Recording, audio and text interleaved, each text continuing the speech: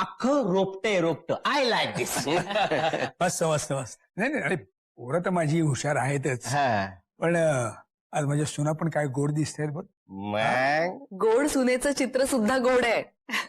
पार्थनी काढले. हो बघू बघू. ओहो, क्या बात आहे, वंडरफुल, क्या बात आहे. हं. मस्त मस्त. एवढंच नाही हा बाबा, तुमच्या ह्या मुलाने नंदिनीताईसाठी मोठी कविता केली आहे. हो ना. अरे जीवा अप्रतिम कविता करणार, याबद्दल काय शंकाच नाही माझ्या मनात. यस यस दादा, तुमचे दोन्ही पोरं आहेत ना असं गुणी आहेत. अरे जीवा अप्रतिम कविता करणार, याबद्दल काय शंकाच नाही माझ्या मनात. यस यस दादा, तुमचे दोन्ही पोरं आहेत ना असं गुणी आहेत.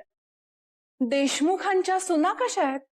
खास करून धाकटी सून आदर्श, नंदिनी.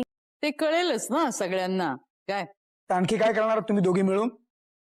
फार काय नाही मामा, फक्त जीवा आणि नंदिनीच्या आयुष्यातला लपंडाव उघडकीस आणणार आहोत. अगं, हे तू तुझ्या बहिणीला विचार.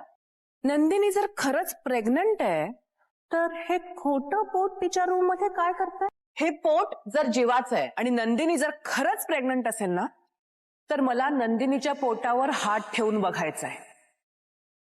मगच मी मान्य करेन खोटं काय आणि खरं काय.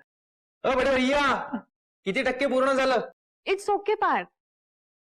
अहो, तुमचं अपूर्ण चित्र सुद्धा पूर्ण मानून घेईन. अरे बोल आता.